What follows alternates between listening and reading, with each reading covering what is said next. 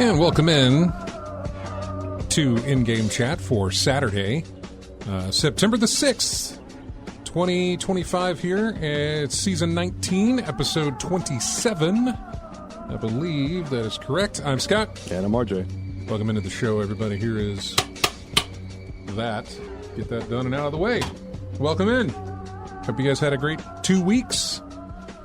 And we're going to get into, everything we did over that. Show note, however, to tell you about next week's episode. And I'll go into this a little bit later once we do our intros here. But we're going to have an interview next weekend. And I pulled his name up. And I'm going to mispronounce his last name because that's just how I operate. It's part of our charm. Right? And I hope he doesn't mind. I think I can get it. But anyway, his name is Aaron Guinaire. Spell it for me. G-W-Y. Okay. N-A-I-R-E. Guinaire. I think. Sounds about I right. think. Sounds it's not right. Tsushima. So at least I got that going for me. Yeah, but Tsushima you had practice with, so yeah. Oh we got God! that. Even practice, it was still coming out wrong, man. It didn't matter. It was what was it? Performance anxiety. I could say it all over the place when the microphone's not in front of my face, but as soon as it's being recorded or listened to in any sort of manner or way, Shashima. Yeah, stuff happens. Yeah. Shashima. Anyway, he's going to be on us. He's going to be on the show with us for the first hour. Didn't take into account that he is in the UK, and it is. Normally we do our interviews in the second hour of the show, which is like 11 p.m. their time. So, being that he's our guest, he's gracing us with, doing an interview. I was like, sure, we can do it. So, top of the hour, we'll run through our intro, but we'll be talking to him first thing on next week's episode. Now, I'll tell you why we'll be talking to him coming up after I do the introduction here and tell you that, hey, don't forget to look for us out on Discord. We have a Discord set up there where you can jump in. In fact, that's how we're going to be doing the interview next week, is through Discord. And I got to get them all set up and everything with that. You can also find us on Twitter at In-Game Chat. You can find us on Facebook and Blue Sky there with In-Game Chat. You can email us, everyone, at ingamechat.net. Streaming right now on Twitch. If you go to twitch.tv, you can watch the show live while we broadcast and jump into the chat room, which is going strong right now, live while we broadcast as well. And so thank you so much, everybody, for coming in. Now, let's get through what we've been doing the past 2 weeks. RJ, go. Well, what I've been playing mostly is the Division 2 these past 2 weeks. What I've been doing was trying to basically finish. I had some unfinished business that I wanted to finish up on the game. Basically getting all the perks and updates loaded for each class that you can get in the specializations for the game. And it was just something that was just bothering me that I was just looking up one day and decided to go ahead and finish it off. Wasn't playing with anybody, no parties online, things like that. All of my friends who were playing it are gone off to different things. So it was just a solo act of me doing things like that. And it wasn't really hard. Basically, it was just take out this many enemies in this certain fashion, or take out this certain person or that other person on hard level or above missions and things of that nature. But playing through the thing, it was still having a good time with the mechanics of the game, especially the shooting. Especially still one of my favorite weapons in the game is still the 1886, which is basically a scout rifle like in Destiny, something that goes clear across the map and can hit for a lot of damage. Something with range. Something with range and the headshot. So I was taking care of that most of these past 2 weeks. Played a little bit more of Virtua Fighter, had some new faces in the leagues that I'm playing every Sunday. Had some folks come from different groups that had their own thing going later, and then they just came together because our main runner of the league had some issues that he had to deal with, so he couldn't run it. So one of his partners did. So shout outs to Chancha for holding the fort down for the Sunday league that day. Yeah, good. So we had a bunch of new folks come in, and I got some new experiences playing with different players and different characters. Added more folks to the friends list, which is always good for actual competition for people who play the game. And to have people who are going to be there that you can. Yeah, you can always rely on being there. Hey, there's somebody there I can jump in and do a run with. Yeah, Unfortunately, I missed some invites because I was away or at work, and I just found out the PlayStation app if you're still signed on with the app, it still says you're like signed on apparently, because I was getting messages left and right, and someone thinking I was online, but no, I was at work, so I couldn't jump in and play with them. So I missed opportunity, but I'll get back in touch with them and see if I can get a few matches put up. Other than that, that's been pretty much it with all I've been playing over the holiday. Yeah. For me, it was a lot of different things. I got back into my Steam Deck for a little bit and played. So this is just offhand. So I went and grabbed. Long time ago, I modded out my Steam Deck so I could play retro games on there, NES classics, things like that. And I grabbed. Yeah. You go and you find, like, here's a collection of ROMs and whatever, and it's like a ton of stuff. You just throw it on there. Heck, that's like what it's for. I know. To get your retros back, really. But the thing about it is, I didn't go through and like, all right, I don't want this one. I didn't go through every single thing to be like, I don't really want that, or I don't need, so I don't want to play. So, that ROM didn't work. Yeah. Well, no, it's not the fact that it doesn't work. There's a lot of homebrew. In other words, people took a game and then they reskinned it. Yeah. Okay. So I played. What got me into? Something got me into Donkey Kong. The arcade original, or? Well, yeah, the old arcade games. Barrel jumping. Yeah, and I can't remember what it was. Something was getting me into this. Something was like drawing me into like Donkey Kong. Or just some retro game you were playing that made you think of other retros in the past. No, it wasn't anything like that. It wasn't. It wasn't that. It was something I don't remember. It might have been a trivia question. It might have been something I don't know. But it brought me into Donkey Kong, and I was like, I haven't played Donkey Kong in a while. Let me go look at the Donkey Kongs that I got on my retro, because I've got a bunch. You got your arcade version, then I've got the old NES Donkey Kong Classics, which is basically 1, 2, and 3. Yeah. Donkey Kong Jr., and then Donkey Kong 3. Yeah. That one got dark. Which one? 3. 3? Well, that's because... Yeah, I mean, in the other Donkey Kongs, you get knocked out. You like tumble over, and you got the little hail on the head, things like that. Donkey Kong 3, you lose a life, you get 8. Oh, really? You get 8 by bees. Oh, well, bees, yes. The bees kill you. Yeah. Yeah. But something got me into that. So I'm looking at my list of Donkey Kong games on my Steam Deck. And there's one called Freddy vs. Jason. Okay. And it's a completely reskinned Donkey Kong. Oh, it's the old 80s Donkey Kong arcade. Yeah. And you play as a little tiny Freddy Krueger. And Jason's this big dude sitting up on the thing. Yeah. And all he does is, like, he throws knives. Like, there's knives that are spinning as though they were barrels going down the thing, but he'll also throw them down into the whatever. And as Freddy, you have to climb the stairs. You just have to do everything else. I played through all 3 levels, even the one where Donkey Kong falls after you do all the rivets. Things. Take the rivets off the each exactly. Stairway. Yeah. And but it was Jason, and so. Yeah, I played through that, and that was my little bit of Donkey Kong. I was looking for Donkey Kong games, and I was like, "What is this?" And so I fired it up, and I was like, "Oh, okay, this is copyright hell. Exactly. It's Donkey Kong, but it's also grabbing 2 different films and putting it over there. So this is just horrible." But yeah, so that was one of the interesting things that I played. But I was on my Steam Deck, and I played more of. Kato, Buttered Cat. It's the one where you play as a cat that has buttered toast on its back. Yeah, you determine which side lands on. Right, if you want to float, you just jump, and the cat spins a bunch. But yeah, anyway, it's that whole thing where buttered side down, that sort of stuff. Anyway, played some more of that. Really good puzzling in that game. Extremely good puzzling in that game. I say extremely good puzzling. Like, I would get stumped and just sit there and try and figure something out. I was like, I'm done. And so I'll put it down. I woke up the next morning. Literally, I'm not kidding. Next morning, I go and I fire it up. And just from the very first view of the level of where I was like, oh, this is how you do it. Like, my brain had been fried through a couple of levels. And by that time, something very simple, because it felt very simple when I figured it out. Yeah. But the night before, that's not simple at all. Yeah. It was very, very difficult. So yeah, I played that. The other day, I had lost internet at the house. There was a big outage. Storm something? Or? No, it was just a big outage in my area. They did one of those credits because it's like, hey, you have downtime, and so we're going to credit you on your bill. And I got, hey, you'll see a credit of $3.17. Like, okay, well, that's $3.17. I don't have to worry about. I guess that's a candy bar. Have that something.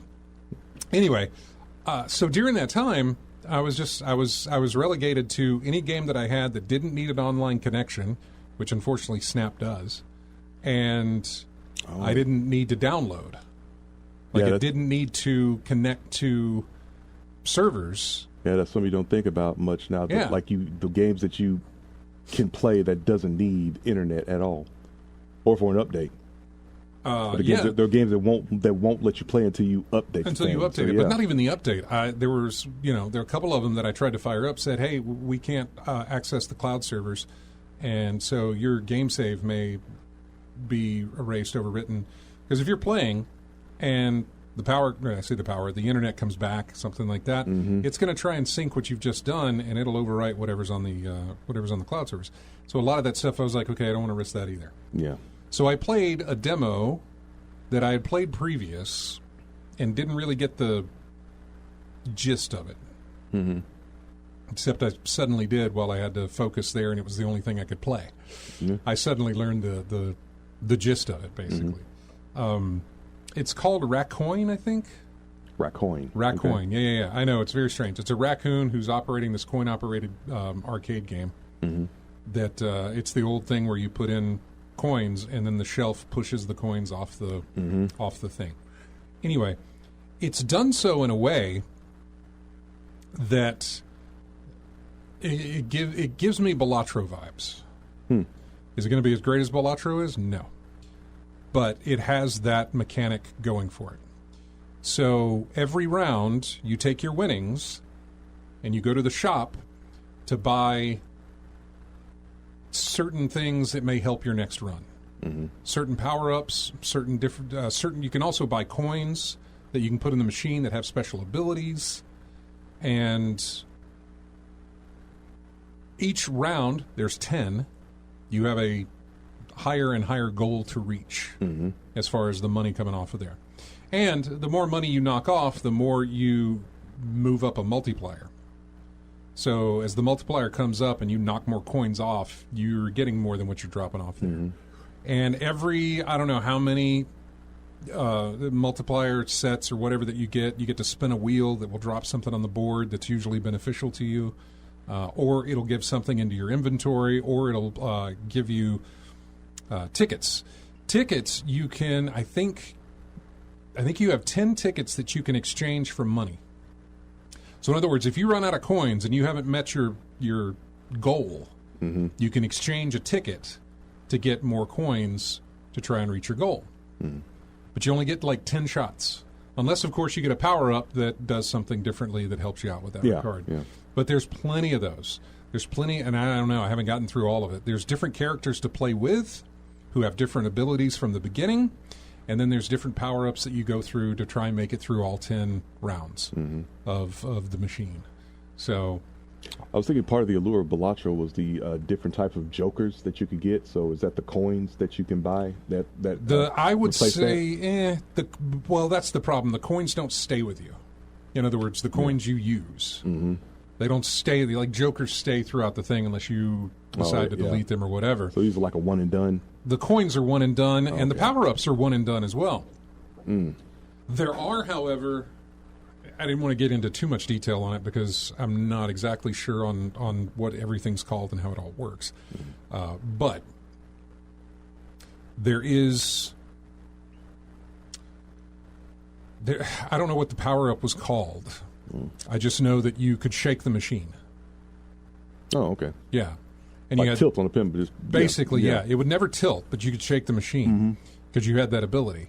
And that ability gives you 3 shakes per game.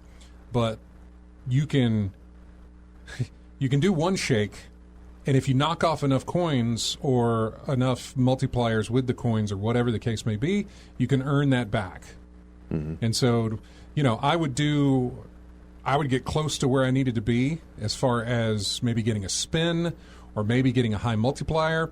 Then I would shake the machine, And with that going in and also having a multiplier on top of it, I would earn back the shake that I just used. It was kind of nice to do that. But there's a bunch of, I think you can hold like 5 different kind of, I guess, abilities is what those would be called. Those would kind of be your jokers. Yeah. Because, Balatra's like that. You think the max is like 5 jokers you can hold it's 5, at one time. Yeah. And I haven't discovered all of them yet. Yep. There's a thing that makes it works a lot like Balatra. There's a thing that makes items in the store cost less. So you can pick that up. There's little things like that. So yeah. I think there's a demo on Steam. I don't own the game. It was a play test, is what it was, which is why I was just going through it. But I did beat it while I was sitting there with no internet. I did get through all 10 levels without using a single exchange ticket, which was surprising given how many rounds I'd played previous. So, but yeah, that was fun to do. I played, going way back, I played Batman. I played a Batman game, the handheld. Batman Arkham, Blackgate. Blackgate Prison? Yeah. It's kind of a side-scroller type thing. Yeah. Yeah, but it was made for handhelds, and then they eventually released it on PC, and I played it on my deck, but then I also played it on the PC as well. And it's kind of fun to get back in there because, it's got some of the fighting in there. Even though it's side-scroller, it's still got that Batman combat that I enjoyed so much. Yep. So they got those long chains and combos you can do in there, yeah. Yeah, not as many as you'd think. Like they just don't give you a lot of enemies on screen. Oh, okay. Like they would do in the AAAs, you know what I mean? Like in the mainline games. Yeah. They just don't give you that many enemies on the screen to deal with. I actually played a lot. Man, I got back into not Astrobot. Not the most recent Astrobot game, but the one that packed in with the PlayStation 5. Astro's Playroom is what it's called. That thing has been sitting. In fact, I went through my trophies yesterday because I finished it yesterday. Yeah. I had been playing like daily. I'd gone through some of the levels that were in there that I'd never done before and going through and grabbing all the different things that you can do in the levels and stuff like that. It's practically a tech demo and also a massive nostalgia trip through the PlayStation series because each 4 levels represents an era of PlayStation. In other words, as you're going through these levels, you can find artifacts, and the artifacts are going to be things like the VR, the PlayStation VR is an artifact, or the old memory cards from PlayStation 1, that's an artifact. All the peripherals, all the controllers, that sort of thing, but the thing you get the artifact you get at the end of every level, and there's only 4, is the console. So there's a PS1, PS2, PS3, PS4. And then a secret level opens up where you get the PS5. And so going through that after playing Astrobot and then going through Astro's Playroom, the charm that I found in Astrobot is right there in Playroom as well, and just really, really, I don't want to say it's genius or anything, but it's just extremely well done. They're really, really good at what they do, and I really hope we get more from them. The free levels that they're giving out is great, but I really hope we get something more from them down the road. I hope this is not the last time we hear from them. I doubt it will be, given the success of Astrobot. But, going back to Astro's Playroom was fantastic. Getting everything that I needed, going through the different ways you could play, but using the touch pad, using the microphone effect on the, because like I said, it's a tech demo. So almost everything on the level has something to do with your controller or the machine itself, whatever the case. And it's just got a lot. It's just oozing with charm, and so that was great. And I also played It Takes Two, which is my first of that guy's game. Safran, I believe is his name. Oh, man, I don't remember his first name, but he did Brothers, A Tale of Two Sons, A Way Out, Split Fiction, which is the most recent one that they did, and It Takes Two as well. Great game. Some of the levels seemed overly long. Like there were points where I thought it was a boss fight that would end the level, but no, I guess it was just a mini-boss or something. So some of the levels felt just like this has gone on for too long. You know, it's like, I need to move out of this section. I'm seeing too much of this. Let's move into the next thing, please. Yeah. You know? But yeah, that was good as well. And did I play? I played Snap, of course. I think that's about it that I played. The thing about it is that for the past, I don't know how many weeks now, I've been looking for something to hold me over. And finally, just dipping back into my backlog and kind of committing to some stuff. I was like, oh, okay. Because Blackgate, I really want to go back into and finish that because I'm finally getting a hang on it with what to do. Been a minute since I've done any Batman game. I played Brotato as well. Okay. That's another one I played, Brotato. I liked playing that.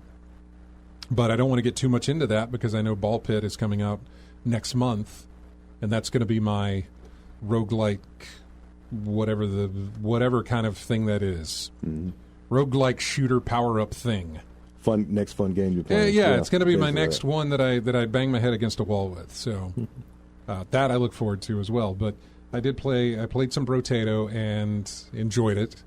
And I'm trying to think, was there anything else that I went into Game Pass because I was going to play the DLC for Indiana Jones dropped this week. The Order of Giants, I believe is what it's called. And I was going to go play that, and I opened up... I did play 2 other games I meant to mention. I opened up my Xbox Game Pass thing on my PC, and you got to buy it. I thought it was free. I thought it was a Game Pass thing, but nope, you got to buy it. And I just ain't going to put $18 into your DLC. It might be fantastic. It might be great. They have a nice little difficulty mechanic that is based on how quickly you beat the main game. If you beat the main game pretty quickly, I guess the difficulty ramps up for this, I suppose. And if you want it to, I think it's an option. I don't think it's something that you have to deal with. I think you can just select it if you want to. Yeah, I think we've seen it before where the better you perform, the higher difficulty goes up. Some is automatic, some you, like you said, I haven't seen the feature where you can actually cut that off, or what was it called, adaptive difficulty or something like that. Yeah. Thar says it's 5 hours long. If you're talking about the DLC, I haven't even read reviews on it, honestly, but if it's 5 hours long, that's not bad. You know, it's on sale for Game Pass users, like $17. That's not bad for a piece of DLC, I suppose. Might actually be fair in that regard. I mean, you know, almost 6 hour long DLC, depending. Yeah, they say 5 hours. I don't know if that's like 100% or if that's a, you know, average play time. I don't know what that means, but that's pretty good. A 5 hour long DLC. That's not bad. I'll check that for Lives of P then, because Lives of P was free, but the DLC is last time I checked was $30. So how much am I getting for $30? I'm curious about that. I think it's pretty good DLC for that, but I don't know. Yeah. I didn't look at it. I think the reviews are all pretty good for it. Yeah, that's what I mean. So on Game Pass, there were 2 games that I played, very, very short amount of time. Interested in both. One was called Wheel World, which you basically play as a bike rider, not a motorcycle, but a bicycle rider. Yeah, this ain't Excite Bike. No, it's nothing like that, but it's got races and jumps, and it's got upgrades to your bike and things like that, and it's very casual, cozy type thing. I wonder if it's anything like Ollie Ollie. It's not. I know what you're talking about. Yeah. It's not necessarily anything like that. Then again, maybe it's the same. It's got a... No, I don't think so. Okay. I don't think so. And then the other one was Hurdling. Or I think it's Hurdling? Hurdling, I think. Anyway, you play as some person who is corralling these animals. They're not necessarily any animals that we know of, not like goats and sheep and stuff like that. They're these made-up fantasy animals. But it was made by the same people who made... Far, I think is the name of the game. They made 2 games in that series, and both of them were excellent that I played. I played one on the Switch, It was really, really good. And hurdling I played on Game Pass. It's free on Game Pass if you've got Game Pass. I made it through like the first chapter, I think, and really enjoyed it. It is very casual. It's very calm. It's very puzzly. But there's not like as a death or something like that. It's just, I guess so far I haven't gotten into something that may kill me. But it's not bad. It really was not bad. It was the fact that they pulled it off in that first level. I thought, okay, this is the Far guys, and they're doing what they're doing, and I think they've got this. So it felt really good to play. So yeah, there you go. After weeks and weeks and weeks of like, I tried something but I couldn't do it. I tried something. I tried so many things, and I have so much now that I can go back to and play again that I would be fine doing. Yep. So there's where we are. Numerous games to hold you over to the next thing. Yeah. Really, it really, really is. And being the next thing right now is going to be the Ball X Pit. Is that early next month or late next month? Mid. Okay. Like the 15th or 12th. Okay, that's not too bad. Yeah. I think I'd have to go look, but it's around that time. So, yeah, I'm looking forward to it. And I got plenty to keep me busy during that time. That's all backlog stuff. Yep. Or is all Game Pass stuff that I can play. So, all right, we're going to take a break. And when we come back, I will tell you about Aaron Guinair and what he's going to be on the show for next week. And we'll also jump into some news that we've got as well. It's all coming up ahead on the show. Right now, it is Retro Week, of course, and Dave has been giving me a running commentary because he's been listening. And, oh, wow, he showed me... he showed me a reskinned Donkey Kong, but with aliens. So, in other words, like... The head alien, of course, is at the top as Donkey Kong, and your Ripley is, Mario. And a bunch of, what were they called? The ones that jump on face huggers. Face huggers. Bunch of face huggers roll down the thing. There are eggs. The eggs are there. I guess the eggs act as the fireball, maybe? No. Are there guns involved? There is. You pick up a gun where the hammers are. Yeah. That's where the guns are. Okay. So, yeah. That's fantastic, Dave. Thank you. Anyway, speaking of retro, it's our retro games game bumper music week here, and the theme this week is light gun games. Now, I told Dave that, and he's like, "Oh, did you get any of Hogan's Alley? The old thing?" And I told him, I said, "No on Hogan's Alley. If you go look up Hogan's Alley, they're all 20 seconds or less. Because that's the only music in it. There's music that plays as the title drops down. When the title drops down, it's finished. The music stops. When you select a level and the level loads up, there's music that plays for about 15 to 20 seconds, maybe less. But as soon as the level loads, it's quiet and all you get is the pa-chow, pa-chow, when you're shooting your gun. That's it. You get sound effects. And when the round's over, you get even like a 5-second little music interlude and then move on from there. There's nothing I could use for time. It's not there. I would love to, because it's great. Only if you loop it. Oh, God. But I can... even if it's 20 seconds, because you got to find a loop in there somewhere. Yep. Looping that would just be annoying for like a minute and a half or how long you go with it. The loop would be too short, and it would just be so repetitive. So anyway, our first one here is Virtua Cop. So we'll be right back with more of In-Game Chat right after this.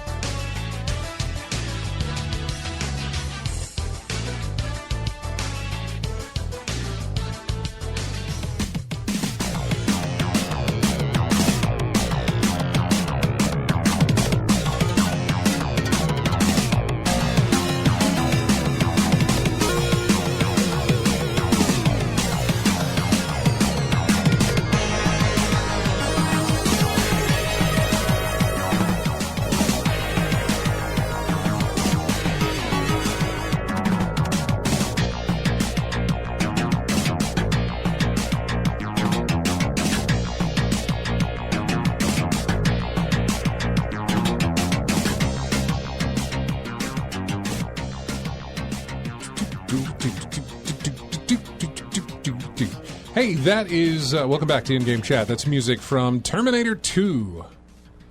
The light gun game. In the arcade. Most of these are from arcade, if I could. I will apologize because the next two are from the same series of games. But they're different. They're what's the term? Completely different genres. So, yeah. But they're from the same series of games. So there's a hint for you. You'll know about it when we go into the next one because I'll tell you what it is, and you'll know then. So there you go. Next week's episode. At the beginning, we're going to be interviewing Aaron Guiner, and you can look him up. He is the solo developer? Yeah, he is a full-time solo indie game developer. He runs Defy Reality Entertainment, and he has made a game that just launched this week, and I hope I am pronouncing it correct. I have not played the game yet, but it is called Nia, and he will help me with that pronunciation next week. Neyyah is the name of the game. Nia, probably Naya. I'm thinking Naya. Yeah, Naya is probably more correct to say that that's what that is. It is a genuine point-and-click adventure type game. Okay. In the vein of, now, I'll tell you Myst and Riven, but he'll be more specific and say it's way more closer related to Riven than it would be to Myst. I don't necessarily know what he would consider the difference between the two being, other than Riven was far larger than what Myst was. It was the sequel to Myst, and it was much, much larger. And some of the puzzles were far more difficult. One specifically. But anyway, it's an homage to that. It is greatly inspired by it. It's got full motion video in it, but all the screens are static. You switch by moving, your mouse over to the left or the right, and you click, and then it changes perspectives. Click on the center, and you'll go forward, back, and that sort of thing. It's one of those types of games, and it's all puzzles and stuff like that. And it plops you in there and doesn't tell you anything. You have to figure it all out yourself, just like Myst did. Just kind of threw you in there, and it's like, okay, you figure this out. We're not going to hold your hand whatsoever. So, yeah, we're going to be interviewing him for that game. It's out now on Steam. I think there's a discount currently for it if you're interested for what it is. So, yeah, we'll be talking to him next week on the show. I would say if you do have questions for him, any kind of questions like that, you feel free to drop them into Discord somewhere. Just let me know if you want to put it in the on-air chat channel of Discord and just throw it down in there. That's fine. We'll ask him on the show next week. So just to give you a heads up about what we're doing, what we're talking about, I saw him post. Well, for one, I played the demo way back in February, I think. The one of the first of the years when Steam did their Next Fest, and I played a very small portion of it because I was just like, oh, I know this I know. This is something I know. I don't need to play more of it. I got into it and I was like, I know what this is. It's right up your alley. Yeah. This is my thing. So added to the wish list it went. But I'm also on the Myst subreddit, and he posted in there saying my new game comes out. And that's, otherwise I wouldn't have known. I would not have looked up the publisher. Well, the publisher is Microprose, but the developer is, what did we say it was called? Defy Reality. Yeah, Defy Reality Entertainment. Yeah. I would not have clicked on that. I would not have tried to, it was just something that I never would have thought it. But to see him post in there and have a direct connection to him, because I haven't gotten any kind of PR email for it or anything like that. He just posted there, and I was like, ooh, hey, would you be interested in talking about the game? And he absolutely was down for it. And so we set it up a couple of weeks back, but really only finalized the date here just recently. So next week on the show, to open the show, we're going to be talking to Aaron Guiner. All right, so it has been a couple 2 weeks. And what all do we have? to talk about? I don't know, man. I don't know if I want to hit some small ones here or if I want to hit what would be the big ones. I'm not sure. I think all we have is just little bitty news here and there. Looking here myself.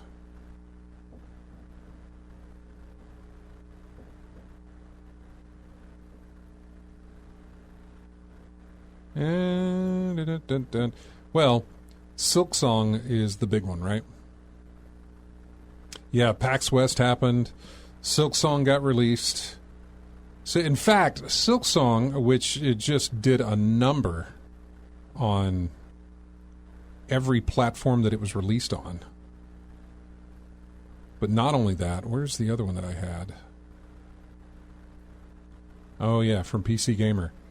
Every game that got out of the way whenever... So Silksong had a release date announcement just a few weeks ago. Everybody knew the game was going to be coming out. They didn't know when the game was going to be coming out, but they knew at some point the game's going to be coming out. Then there was a teaser that was done at the Game Award, not the Game Awards, at the Gamescom. Yeah. That said, hey, here's the game. We finally got our first look at it, and there's going to be a big, deep dive thing coming up next week or something like that. And with that, you got price and you got release date.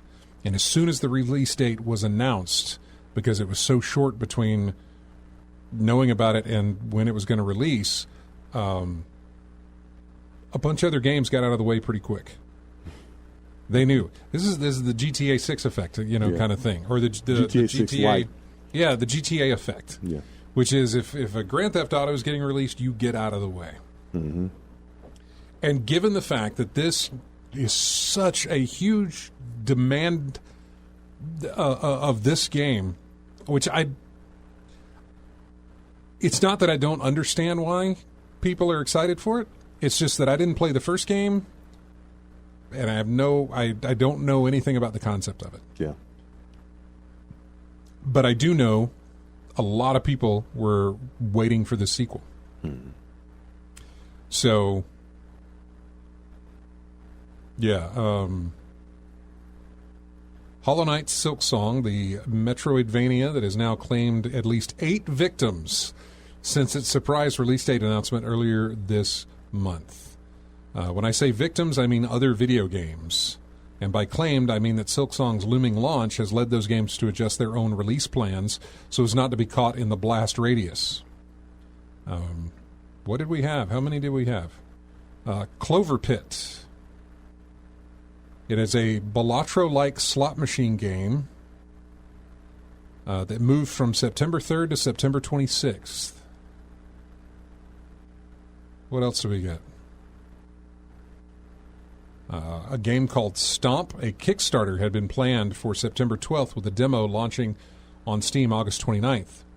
But both of those have been delayed to an unspecified date. Stomp has been delayed, and so has Stomp and the Sword of Miracles is what it's called. Phaland. More than 7 years after a successful Kickstarter, Phaland was set to launch on September 9th. No longer. They released a statement saying, "We've poured years of work and love into Phaland." If I'm pronouncing that right, I don't know. "And we want to make sure it arrives at a time when it can receive the attention and care it deserves. A new date has not been announced, but it is coming soon." Eterna Lucis, maybe? It's a sequel to a well-received Metroidvania, Eterna Noctis, and it was aiming for a September release, but now is pushed back to next year. Basically because they're like, we were going to come out around this time, but not now. Kind of a long pushback for that one, isn't it? Go all the way to next year. When you go, other places go in a month maybe. To let the fire die down, but next year. Oh, here it is. Eternium Games, or Eternium Games Studios, for that specific game we're talking about. Yeah. Pointed the finger at Silksong, but also acknowledged that it still doesn't have the dev kits it needs for a simultaneous release on all next-gen platforms. Okay. So they were going to release at least on PC, but that did not happen. Let's see what else. Game called Demon School. They released a statement saying we would not be doing Demon School any favors by wading into waters we clearly see your blood red. It's now set for November 19th. A longer than most delay because October is crowded as hell too. I don't know what's coming out in October. I'm not sure. I haven't looked up other than the games that I'm interested in. The ball pit game. Mm-hmm. I know that's coming out in October. I can't remember anything else that may be coming out in October. But I'm sure there's stuff. I just don't know what it is. Maybe Call of Duty in there? I don't know. Let's see. The 1.0 release of Little Witch in the Woods. They were going to release on September 4th. They have knocked it back to September 15th, saying that Silksong is a game we look up to with awe as developers and eagerly anticipate as players. Given its immense influence, we fear that launching Little Witch in the Woods on the same day would not only dishearten our dedicated team, but also disappoint our devoted audience. Oh, wow, this is a big one. Baby Steps. These are the guys that did Quap. Mm-hmm. And what was it? Getting Over It? Getting Over It, yeah. Yeah. The rage-inducing titles, yeah.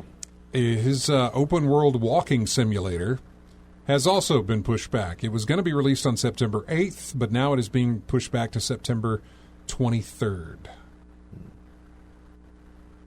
So, yeah, a lot of games kind of just got out of the way when that was being announced. And then when it did release, it crashed Steam.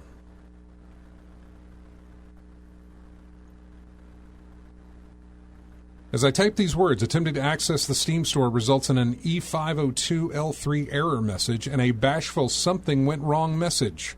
I know it went wrong, Steam. Everyone clicked the Silksong button at the same time. With 36 million users online, SteamStat.us currently lists the Steam store as operating at a very slow capacity, occasionally ticking over to a concerned yellow bad gateway message. It's worth mentioning, of course, that Hollow Knight Silksong was never up for pre-order. Anyone who wanted day one access to the game had to turn up at this specific time on the dot and buy it. So you couldn't you couldn't do it ahead of time. Would allowing pre-orders rather than forcing the game's incredibly thirsty fans and legions of curious onlookers to all show up at once have alleviated the situation? Probably a bit, but it would have been much less funny. Social media is awash with Steam users rather shocked and or miffed by the whole thing. The fact that they have broken Steam on doing that. However, it did come back not very long afterwards. But I had also heard that there were slow connections on every other store that it was released on. Mm-hmm. It's also, by the way, on Game Pass. I noticed that when I went to play the Indiana Jones DLC, only to find out that I couldn't because I had to buy it. I thought I was going to get all of it there for Game Pass, but no, that is not the case. DLC does not count. If you get day one Game Pass, DLC does not count for some reason, but it doesn't. So, but going on there, that's when I noticed, oh, Silksong is here. So I didn't know that it was going to get a Game Pass release. That's huge. Mm. So I think it's Steam Deck verified, I believe. Which means, getting it on PC gives you the ability to play it portably, whereas getting it on Game Pass, even if it's on PC, still won't allow you to play it portably. I mean, you could mod your Steam Deck to get it to work. Yeah. Yeah, you'd have to put... That's what everyone's doing with their Steam Deck or portables or yeah, whatever. You now. can. Doing it that way, getting things like Epic Games, the Epic Games Store to run, the Game Pass to run, GOG, Good Old Games, any of the other places that I have games at can work on my Steam Deck, but because it is Linux-based, I have to install, what is it called, Wine? It's a Windows, emulator on Linux or something. And so then I could do that. But that would mean that when I fire up my Steam Deck, I need to go to the desktop, need to run the Wine, need to then click from there to open everything up and play it that way. Worth it, maybe, if you want to go through those steps, or just buy it on Steam. Then you don't have to worry about it. Yeah. But apparently everyone had the same idea, so. Yeah. So everyone bogged that thing down. Right. I was looking at the chat room here. Probably 10 o'clock our time. They're ready to pop it at 10 o'clock in the morning. So. Yeah, I know it's not. I know Wine is not an emulator. It just meant it's a Windows, whatever it is. It allows you to run Windows on Linux. Mm-hmm. I believe, and I could be wrong. AC Wraith. Actually, I say on Linux, but I think you can use it on Mac too. I think. I can't remember. Yeah. But yeah, they didn't allow pre-orders because of something with, and they also didn't send out review code to any place, which was fine. It was never going to matter. Yeah. No one was waiting for a review for that game. They were ready to buy it sight unseen.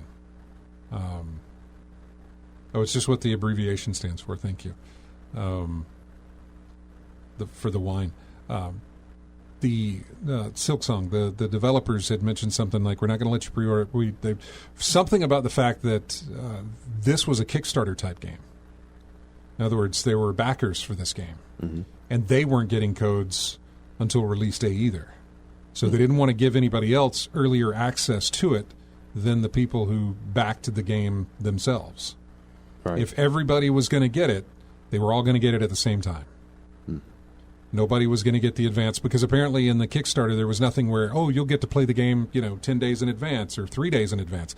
Nothing was like that was there. But they didn't want people who weren't backers playing it before the people who put the money in it already. Mm-hmm. So yeah, that's the reason they held off on a lot of that stuff. So I thought that was I'd say nice of them, but with the massive hunger that was around for this game, didn't matter. People were going to play it regardless. People were going to buy it regardless. It's sort of gives you an idea of what's to come with Grand Theft Auto. Mm-hmm. Although Grand Theft Auto will get a pre-order if it doesn't already have a pre-order. You'll be able to pre-order that. It won't be everybody going in at the same time hitting the button. But I got to think it's going to be massive. Well, it's not, because it's all console. I forgot about that. It's not getting a PC release. I mean, it will maybe at some point. Yeah, will eventually, but yeah. But it's not going to get a PC. So, yeah, it's just going to be console, which is kind of worse or just as bad, because the servers on those consoles are going to be sweating day one with all the people downloading the damn game. Yeah, for you know how it is. AAA title that you buy, what's the first thing you got to do? Download. Well, there'll be an update. I mean, for GTA, there'll be an update, but you also have to download the game itself. Download the game proper to put it on the hard drive or whatever with the disc in the system. It's another rant to go into if you want to. All right, we're going to take a break, and we are going to, when we come back, I don't know what we'll jump into. There was some Nintendo stuff that weren't really, it wasn't, controversial or anything. But there was some stuff that came out during Gamescom. There was Gamescom, and there was PAX happened over the weekend. Yeah. I watched a little bit of some stuff from PAX. It was kind of neat, but not too much. It made me sad that I wasn't there. Miss going to PAX. I miss going to Seattle. Miss talking to folks out there and setting up interviews and getting things done. I miss getting that sort of stuff done there in PAX. I miss going. But I watched some of their streams on Twitch, and it was really nice to see. Didn't see any of the concerts or anything. I don't know that they put those on Twitch or not, but didn't see any of that stuff. But it was good to see PAX still going strong, man. Still doing their thing. I think the next thing we've got coming up is Tokyo Game Show. I believe is the next one. I think it's Tokyo Game Show, then it is the Game Awards in December. I believe. Are you looking up Tokyo Game Show? Yeah, late September. Okay, yeah. So it's on the way. So, all right, when we come back, we'll jump back into the news. But now we're going to, this is the first of music that you're going to hear. And probably when we come back, you'll hear the other music from the game as well. This is from Lethal Enforcers 3. And I don't remember Lethal Enforcers, the first one. But I do remember Lethal Enforcers 2, which was set in the West. In the Old West. Yeah, one was Cops in the City. Okay. The pink and blue guns. Yeah. That's what they were known for, really. 2 was in the West. 2 was in the Wild West. And I don't know what 3 was. Me neither, because I can't recall 3 at all. This says it was Lethal Enforcers 3 on the YouTube thing that I grabbed. I don't remember it, but you may want to look it up. We'll be back with more of In-Game Chat right after this.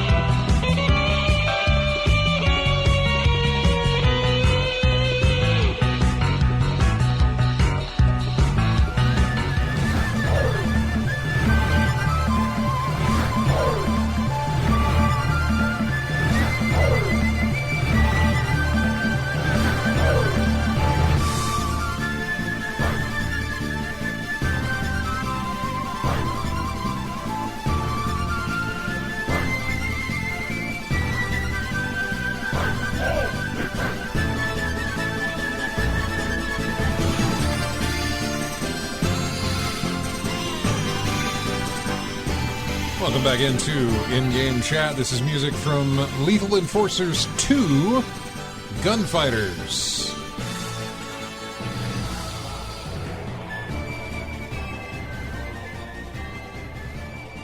We got a light gun classic coming up as we go into the next break, so stick around for that one. Any guesses? Classic light gun? Yeah, I mean, just a classic light gun. And I'm talking arcade, so don't be like, oh, Duck Hunt. Which, by the way, for anybody asking about Duck Hunt, go look up the amount of music in it, and it's all like 20, 15 seconds. Yeah. That's about it. So, yeah, arcade classic light gun game. House of the Dead. You'll find out coming up at the end of this segment. Right. Look at that. I incorporated a tease into the show. That's nice. I'm doing radio. Okay. What do we have in new stuff? So, 2 reports on this, and I'm going to both of them, and I think one of them references the other. Yeah, it was Digital Foundry which did it. Their DF Direct weekly podcasts. The host had reported that they had been told by numerous developers that they were still unable to get a hold of a development kit to make Switch 2 games. I mean, this article was posted in August 26th. You know, Switch 2 has been released since June 5th, I think. First week of June. Mm-hmm. According to the Digital Foundry guys, some developers were instead being told to make games for the original Switch for now, instead of specifically working on Switch 2 only titles. And I'm going to quote this. There's been a lot of talk about this lately that Nintendo seems to be almost discouraging Switch 2 development to some degree. I've spoken with plenty of developers where they were told that their game, they should just ship it on Switch 1 and then rely on backwards compatibility for people to play it on the Switch 2. There's a lot of developers that are unable to get Switch 2 dev kits. We talked to a lot of devs at Gamescom this year, and so many of them said the same things. They want to ship on Switch 2. They would love to do Switch 2 versions. They can't get the hardware. It's really difficult right now.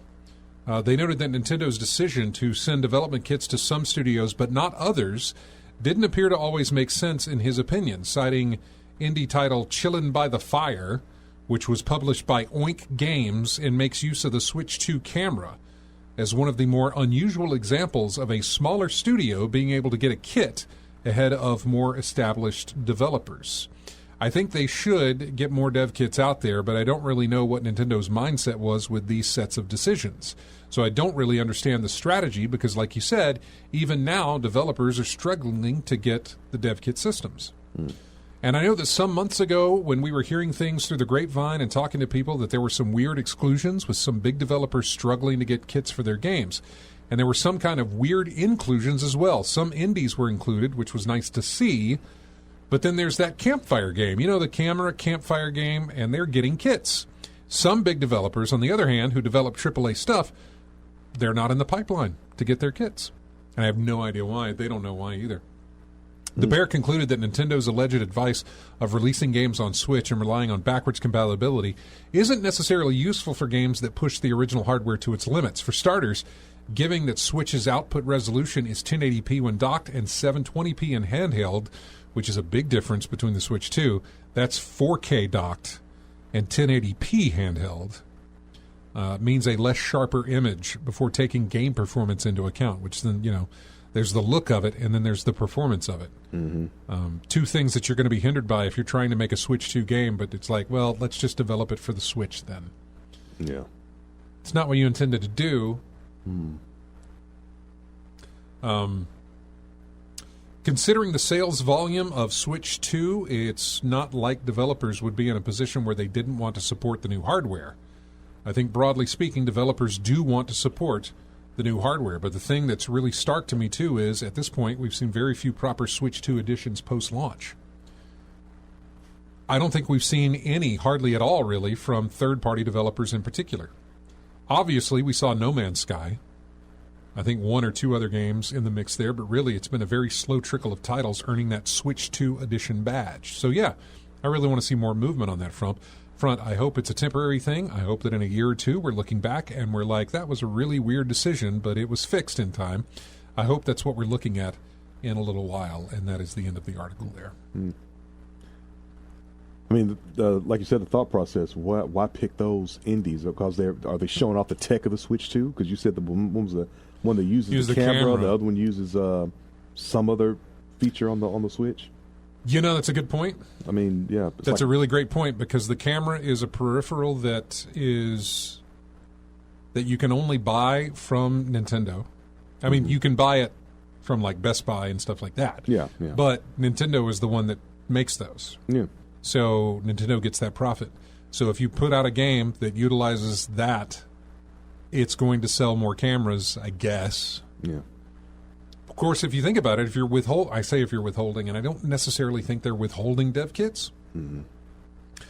But if you only have a certain amount and you've got a company that says, well, we're going to utilize the camera with our dev kit, and you've got somebody else who's just like, we're just making a game, then, well, if we push this for the camera, people are going to buy the camera so they can play this game, even though it's probably not a great game. But that's a possibility of the decision. Possible, but because normally decisions like this are obviously made on money, right? What is going to get us money? Yeah, one of them look good on paper, but in actual execution, because now you got folks who can't make their games for your system, and the more people would have picked that game up instead of the peripheral game. Well, that's the other thing. They didn't tell, like, in that whole, I just read the entire article to you, and nowhere in that article, they bring up the game that got the dev kit. But they never brought up any company. They just said AAA companies or AAA titles for release on the Switch 2. They never gave us a dev company. They never told us of a company. They never told us of a company. They never told us of a game that was pitched to be released on the Switch 2. They only told us about the other company that got one that made the Campfire game. Name drop the other ones. What were they going to make? Right? Yeah.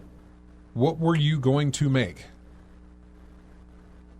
Which we didn't get that information.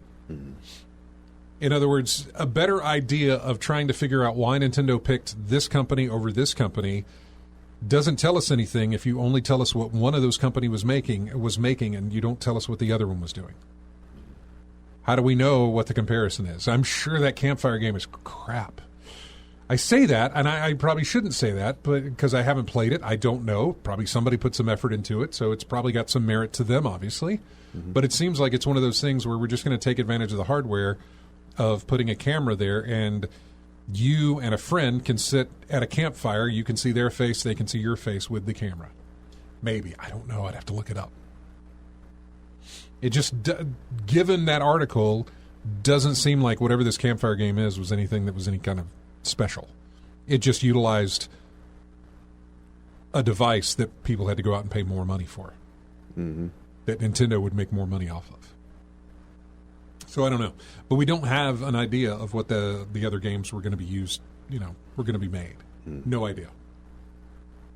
So. Yeah, that's typically the case, ain't it? That peripheral that has for like maybe, 10%, 15% of your total library uses the thing. Man, I tell you, the 360 camera, whenever that released, I was all over it. Tons of my friends were all over it. It was a lot of the people that I went to PAX with, that we from the old Evil Avatar days, which thank God that site's dead. We had all gone to Penny Arcade Expo, and then we got our 360 cameras on the Xbox 360, and we were all playing Uno and all sorts of different things, and we could see each other's faces again. It was really great. There was a period of probably a good 6 months to a year where that camera was utilized, I would say, for the good of mankind, because it didn't take long for it to divulge into, well, that's bad, for what people would display on their camera. I know what you built it for, but give it time, and someone's going to... Right. This was still back in the... They're going to repurpose it for something else. This was on the cusp of when it became, is that a camera? Well, here, let me show you this. Whereas before it was like, oh, is that a camera? Oh man, let me reach out to my friend and let's do a face chat thing, blah, blah, blah, that sort of thing. Especially on a video game, man. Yeah. On a video game console, this was before Call of Duty, before it got into the trash talking and everything else. No, yeah, you know what you get with Call of Duty. I understand, but I also think that probably, look, trash talk has been around for a while, but I only think it really manifested itself during the Call of Duty, whatever that was. I don't want to call it a renaissance, because it's not. But during the Call of Duty surge, when that multiplayer took off, I think that's probably where a lot of it... Yeah, you went from trash talk to borderline hate speech. Yeah. going on there. Yeah. Not even borderline, outright. Yeah, so it was outright in some cases. Yeah, boy, it did not bode well. But anyway, that camera was great for a while. Now, I can't see myself getting a camera for anything. I don't want to... we got cameras in here for the show. Mm-hmm. That's the limit for me. Yeah. I'm not putting a camera on my console or on my PC unless it is to do business. Yeah. And by business, I mean like do an interview that I'm going to air later, or I have to do something that requires the camera on me. That camera is, or anybody like streaming. A Zoom conversation. Yeah, anybody streaming. That camera is for you and only you, and you got a background in the back to not let anybody see what's behind you or anything like that. So the more as much control as possible on that screen at any given time. But I cannot see myself unless it's required. Like I know the VR for PlayStation requires a camera, and that's fine. But man, I can't see myself getting... It brings me back as well because, again, going back to the Astro's Playroom game that goes... It's basically a nostalgia product trip through everything Sony's made. Yeah. I got to see the PlayStation Eye, the other... I remember that, Yeah. The PSI, I think, was one of them. There was another camera that they released and a microphone that they released with it. So going back to that, I was like, oh, God, I remember the Eye and I remember this. Remember all of these little things. It's like, oh, that was a good time back then whenever you had a camera that was utilized the way it was supposed to be utilized and not what the internet turned it into or what most console players turned it into. So, yeah. But that's what I think that is for the Nintendo thing. It's just like it can sell one of our devices. Let's put that out there. Yeah. Greed. We'll call it that. We'll just call it greed. They'll call it a business decision. No, business is going to business. We'll call it greed. All right, so I don't know if you guys read the show posts that I do every week whenever I throw up the YouTube video and the iTunes stuff. There's always just, there's a description. I try to go in there and I try to tell you a little bit about what we talked about. Mostly, I just kind of use it as a weekly diary almost. to tell you, here's what I'm still not there with playing things. Here's what I think about stuff. Because it's not only telling you about what is in the episode, but I've had more time to think about what we talked about and have more of an idea of here's what it really comes down to and this sort of thing. So it's almost like a closure of the show rather than it is a description of the show. However, at the end, for God knows how long now, I've been counting how many days it's been since we've had a Splinter Cell release. And I don't mean, in fact, I put it in there of how many different things. I'm not talking about a guest spot in a fighting game. I'm not talking about a mobile game. I'm not talking about a radio play. Yeah. Or a television. I'm talking about a full-fledged entry into the game. I'm also not talking about remakes. Although at this point, I'm kind of ready to give Ubisoft just fine. I'll accept the remake or whatever they're doing. Mm-hmm. I'll accept that and go from there. But I've been counting it down. We're up to 4,000 days, I think. Or we're about to hit 4,000 days since we've had a Splinter Cell release. 2012 was the last time Splinter Cell Blacklist was released. So in 2012. So it's been about 4,000 days. Mm-hmm. True stealth. Huh? One of those fishes like the true. Is it 4,000? Wait a second. No, I think I'm wrong. I think I'm wrong. Hang on, let me look. Where is my show post from last week? Although it's been 2 weeks now. Oh yeah, okay, we're already past that. 4,388 days since we've had a new Splinter Cell game. And we are getting new Splinter Cell, just not as a game. It is that Netflix show. And apparently it's going to be coming out in October. Splinter Cell Death Watch. It's an animated series on Netflix. And it's coming out on October 14th. All it was a teaser trailer that we got to see, and that's great. But, yeah, it's still not the game. But, this will kind of revitalize interest, I believe. Maybe they'll work a little bit harder to get that game going. Ubisoft is not having the best of times right now with a lot of things. Game sales being one of them, but also they're in some court battles over some stuff with some harassment issues, some things that were not going very well within the company, and nobody was doing anything about it. Almost like an Activision thing at the time, but yeah, not great. So we'll see if they can do anything with that property. I hope they can. I miss Splinter Cell. I absolutely miss my stealth action. And there's plenty of games that offer me that stealth action, but there's nothing that gave me the Splinter Cell stealth action. I loved that. Yeah, that's what I'm saying. Wasn't that the true stealth title that you liked so much? For me it was, but that's opinionated. Mm-hmm. Somebody else could come back and say, I find the Metal Gear being the true stealth, Metal Gear Solid and that sort of stuff being a great stealth type game. Mm-hmm. And there's other games I'm sure that have some great stealth stuff in them as well. I mean, what was it?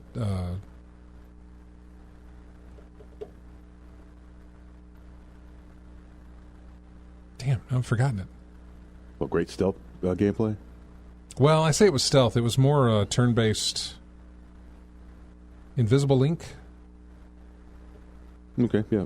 Espionage. Espionage type thing. Yeah. That felt more... That doesn't... The more I thought about that, I realized that's not really stealthy, but it's got some... the top-down isometric thing, yeah. Yeah, but it's also turn-based. Yeah. Right? Yeah. So it doesn't necessarily matter. Your stealth doesn't necessarily matter. I mean, it does when you're setting up a shot, but it's not like free-form stealth that you get out of Splinter Cell or Metal Gear. Those are the two that are really big. I'm trying to think, is there other really good stealth action type games? There's bound to be, but Metal Gear and Splinter Cell are my big go-tos. Speaking of Metal Gear Solid Delta, Snake Eater, whatever that is, that remake released. Would like to play it. Will eventually get around to playing it. Did you pick up your new PlayStation games? No, I didn't. But I think I looked at the ad for the September PS Plus games. Yeah, I didn't. I didn't pick them up. I don't think there's any ad. None of them are anything that you would be interested in, but I always add them anyway. Yeah, I'll put them in the library eventually. Yeah. Psychonauts 2 is on the list for this month. Mm-hmm. Stardew Valley is on the list for this month, and Viewfinder. None of these three games are anything that you would be interested in. All three of them are games that I would be interested in. And Stardew Valley I already have on PC. Mm-hmm. Viewfinder was something I was very interested in. That's the one where it's a puzzle type game. Yeah. Where you can take pictures of the screen with your Polaroid camera or whatever, mm-hmm. and then position that picture in such a way that can help you solve the puzzle. Okay. Yeah.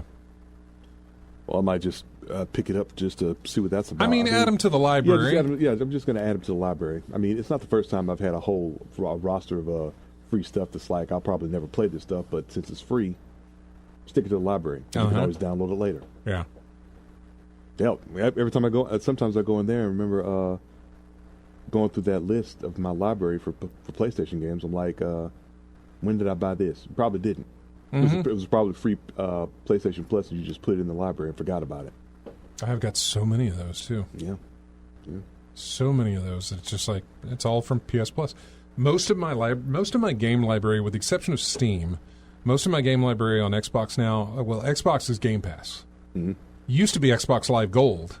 Mm-hmm. Made up the majority of my library, and most of the games in my library digitally on Xbox is from Xbox Live Gold whenever they gave away free games. Same with PlayStation. If I go to my library of owned games, a ton of them are PlayStation Plus. Yeah. Speaking of which, you should have done what you did when you had multiple years of access to. I looked at that recently. I'm still paid through 2028. Yeah, because I had to renew. I just renewed mine for another year. That was with tax and everything, 80 something. Wow. Yeah, but per year.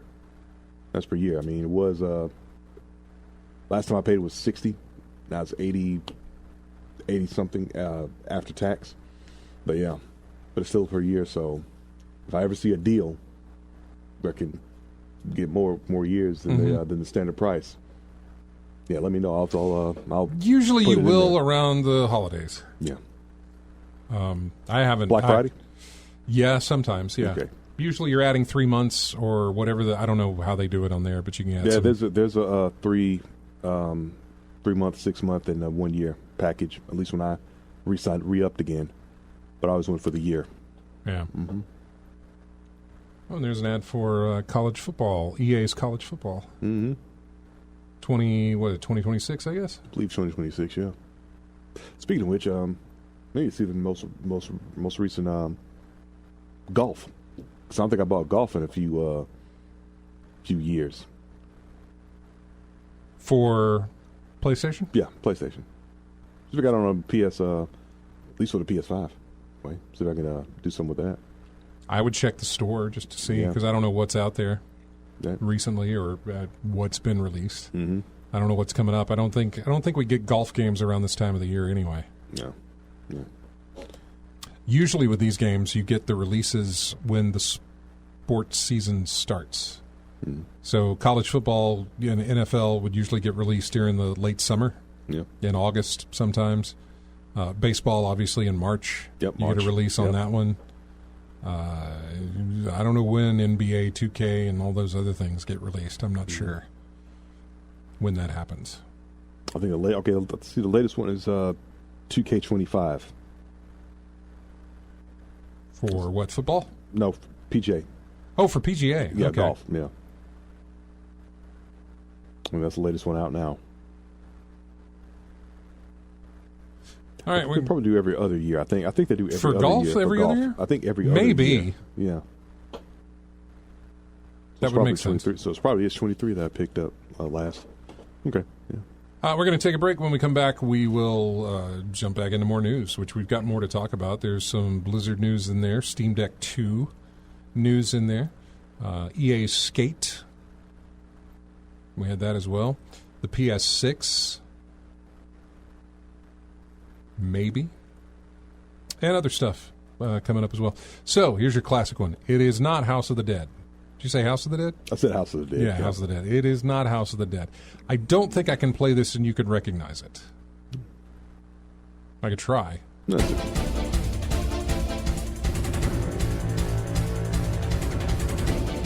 Nothing, right? Time Crisis? It's Time Crisis! Good job. Good job. That's Time Crisis. We'll be back with more of In-Game Chat right after this.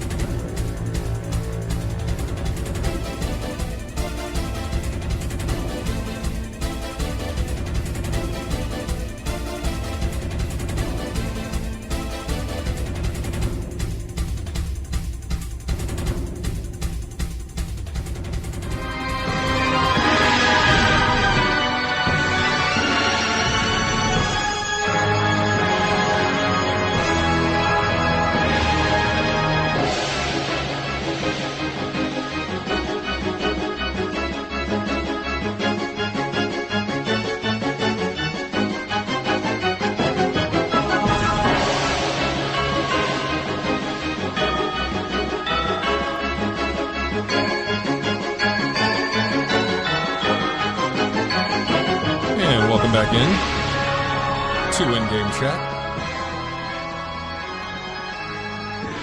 Yeah, a confused look on your face there, RJ. No, I was just thinking of what type of genre this would be. Sounds like some gothic horror based. It's horror, but it's not gothic in any way. It's Carnival. Oh, okay. Only time I ever saw this was inside movie theaters. Mm-hmm. Over in the arcade section. Oh, yeah. Which was mostly nothing. 2 to 3 stand-ups and a prize machine, maybe. Lot more prize machines. Yeah. The one that I specifically remember was the light one, the light game, where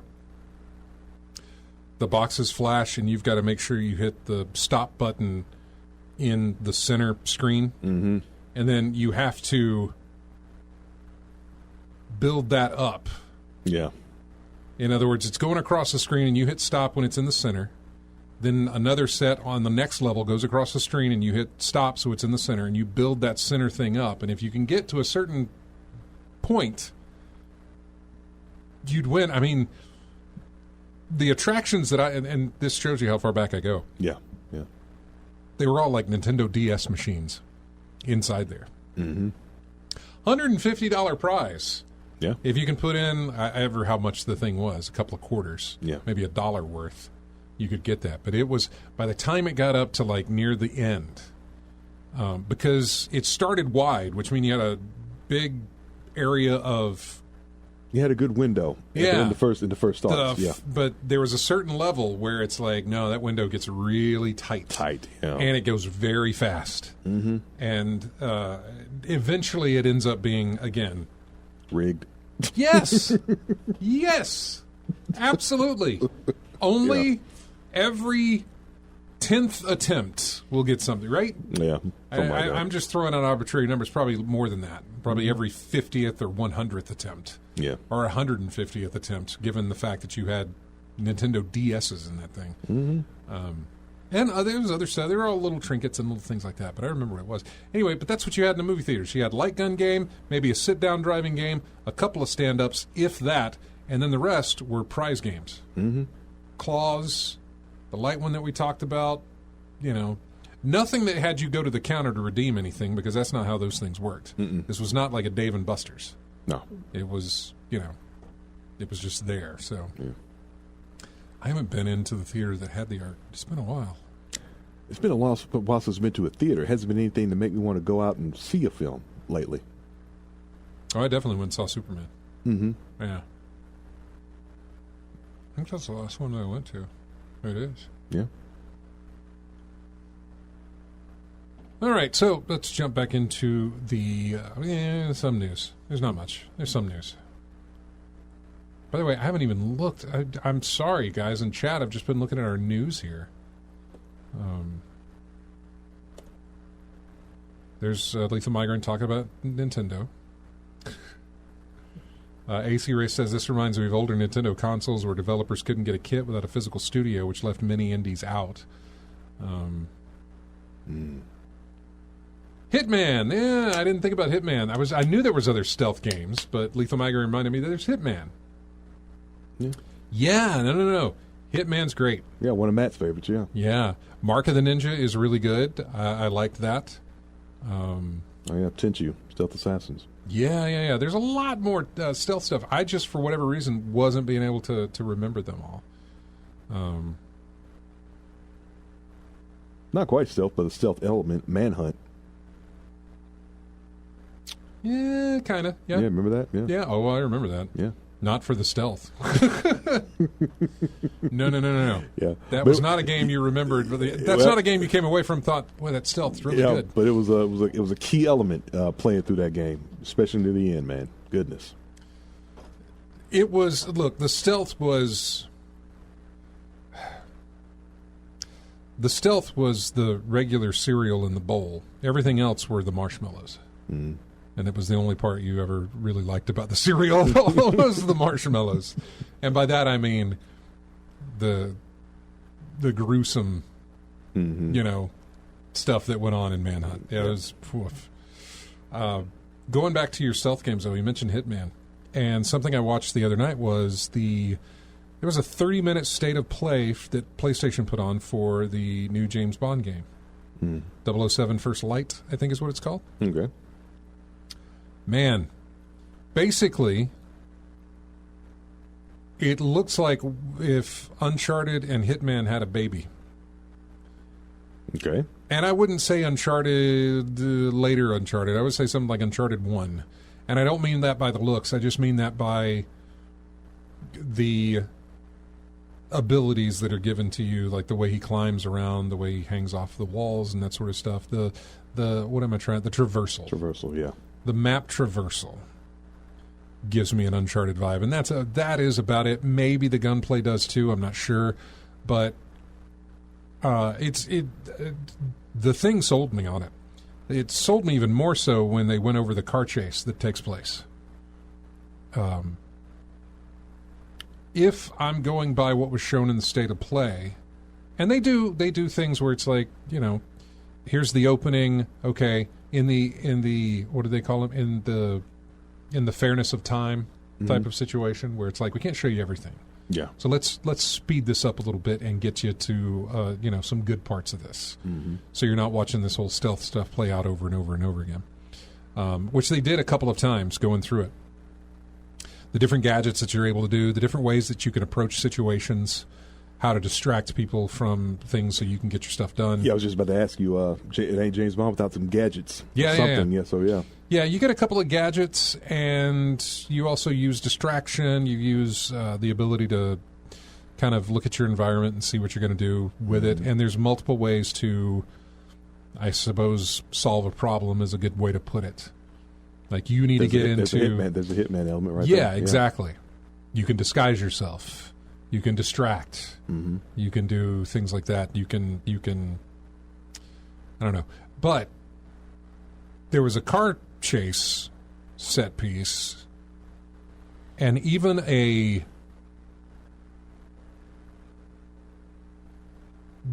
car chase was great. At first I couldn't tell if it was automatically being driven by the PC or by the player. You know what I'm saying? Yeah.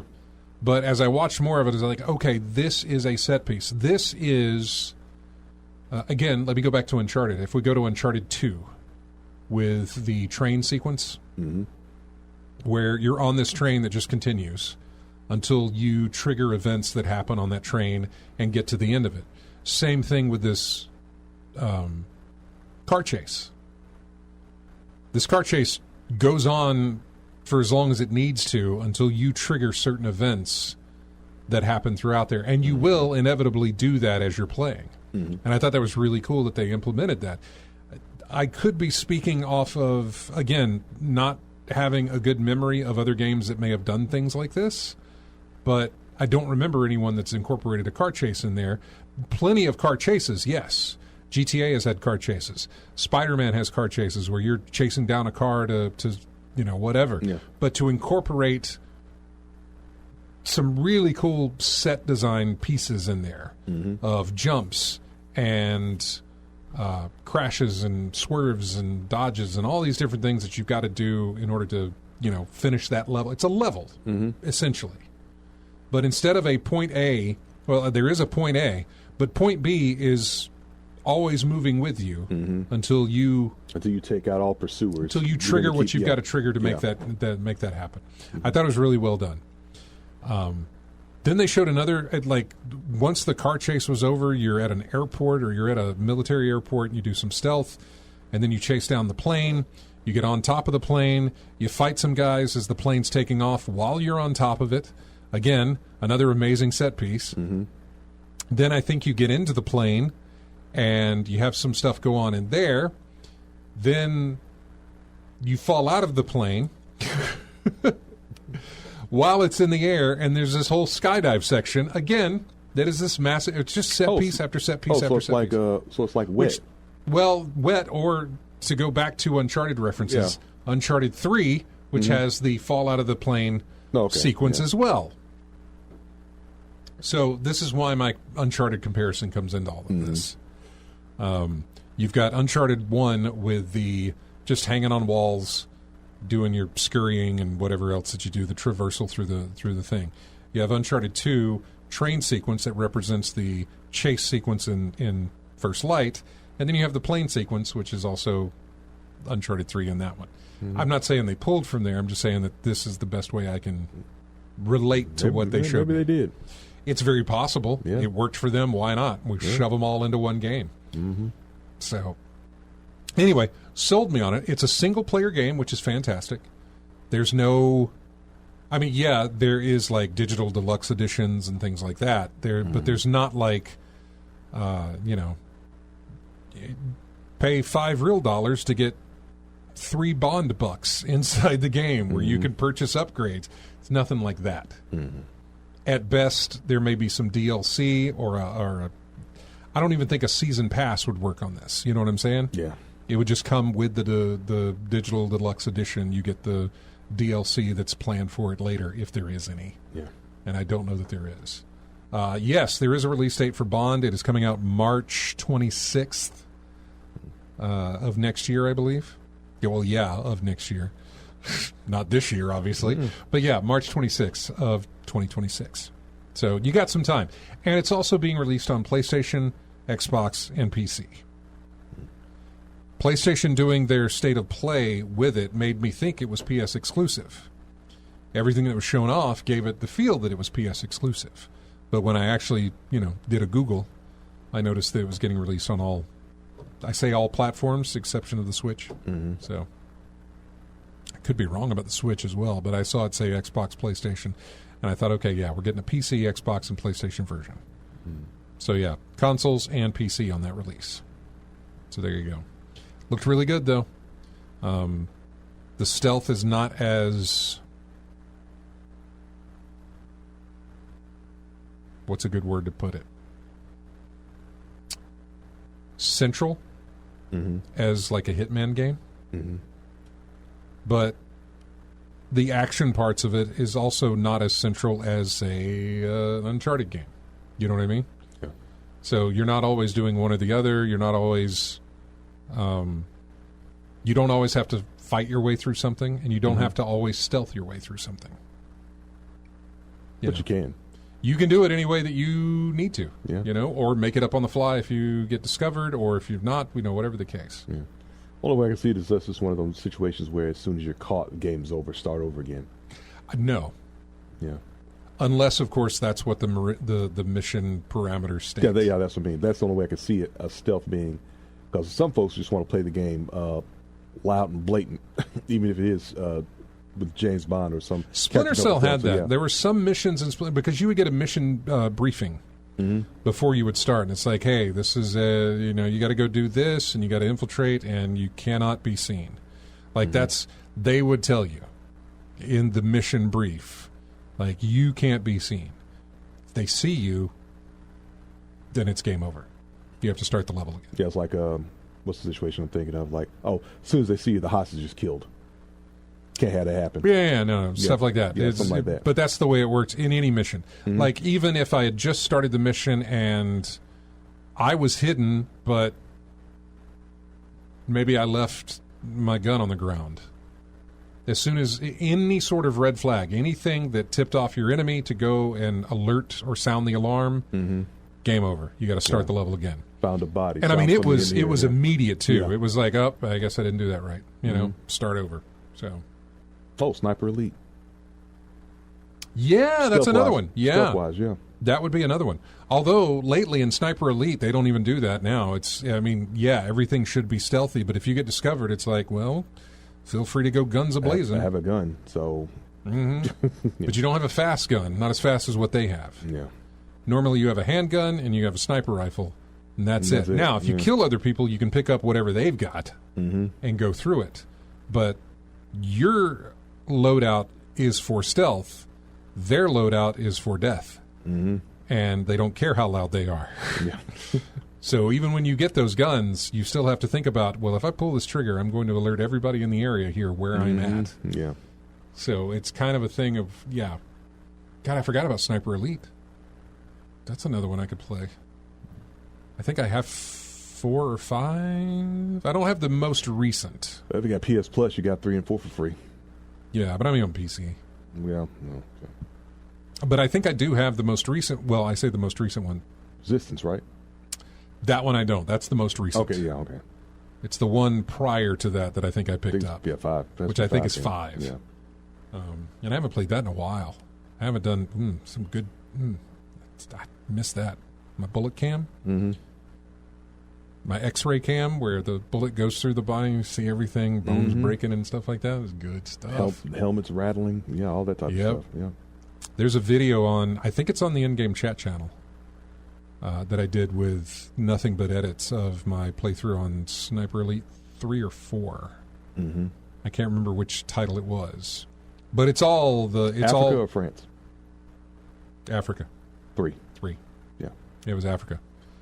And all of I recorded a long playthrough of me doing it, and then I went back and I only show you the headshot. Well, I say the headshots, but the X-ray, the bullet cam shots that I did. The marquee bullet cam shots that you've got. Yeah. No, I don't show you me walking. I don't show me walking through and doing stealth all the time and taking as long as I do to run a stealth game. Yeah. Which I take a very long time to run a stealth game. Well, heck, in Sniper Elite, you have to take time to set up a perfect shot anyway. Well, not only that, but you got to figure out where the patrols are to make sure that you're okay, or to take out anybody that's nearby that you need to take out before you set up the long shots or the big shots or whatever they may be. Is anybody going to hear this shot when I take it? Then you got vehicles patrolling, and I mean, I would sit there for a good 30 minutes on a level. I mean, first off, I would scout as much as I could. You have to. Which takes a whole lot of time. I know. You say you have to, but then you watch some of these people who do demos or whatever else they're doing, and it's just like, God, they're going real fast. Like watching the demos from the First Light, the 007 thing. Yeah. Watching these guys play through it, I'm like, man, he's going to get seen. Oh, he's not going to get seen. Okay. It just... Like, he's not waiting to learn the patterns. Of course, he already knows. He's a developer. He's not waiting to learn the patterns. That or he turned it off. He just, who knows? So, yeah.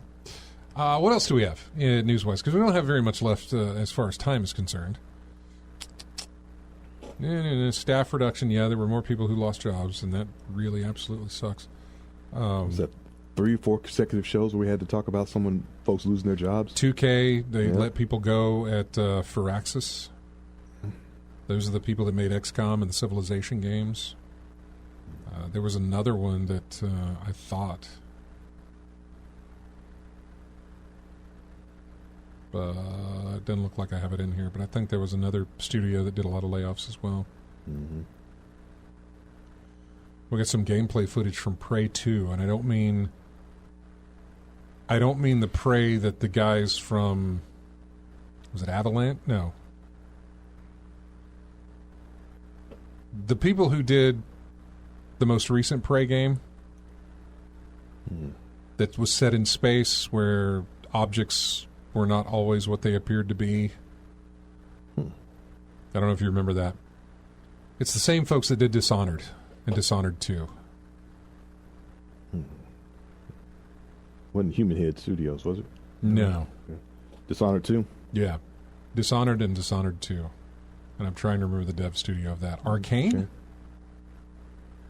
Arcane Studios, yeah. Yeah, okay. God, sometimes my memory impresses me. And sometimes it just fails massively. Most times it fails massively, my memory. But anyway, Arcane did that. Arcane did Prey. The Prey 2 I'm talking about goes way the hell back. Do you remember a game called Prey? Yeah. On, well, I think at the time it would have been the 360 is where I would have played it. Mm-hmm. You played, I think the guy's name was Tommy.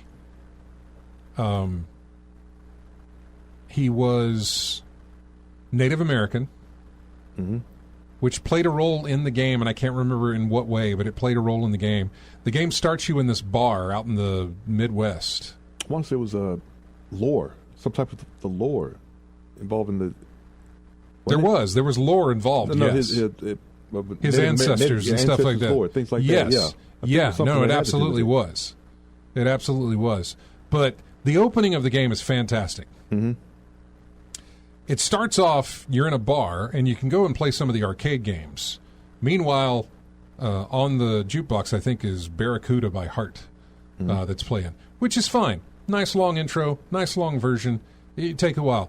But as soon as you trigger the event where the aliens come, for whatever happens, it kicks into Don't Fear the Reaper.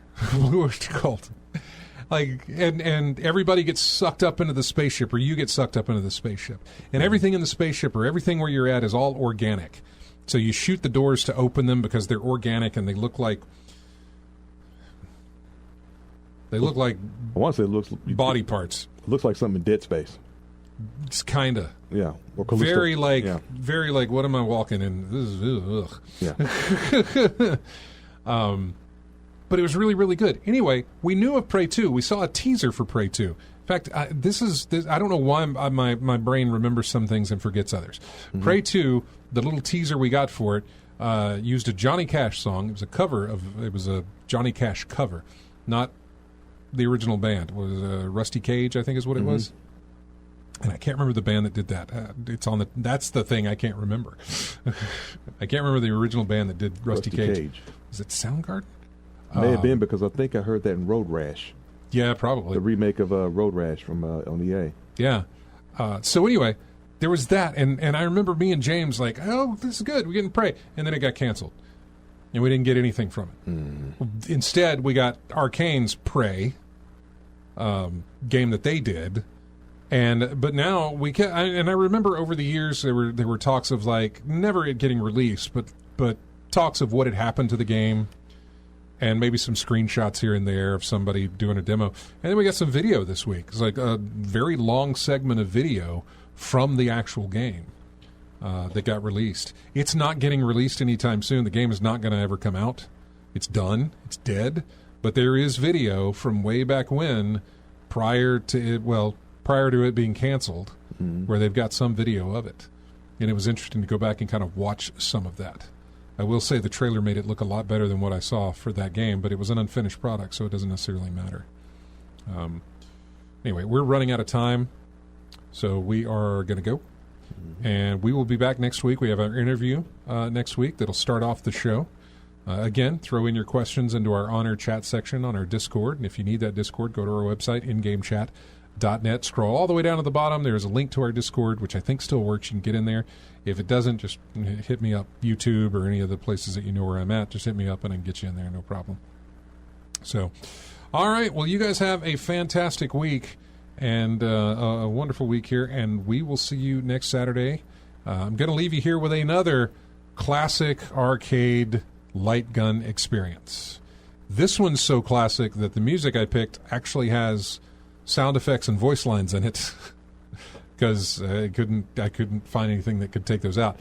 I don't know if you'll hear them in the amount of time we have, but this comes from Area 51. You remember that, right?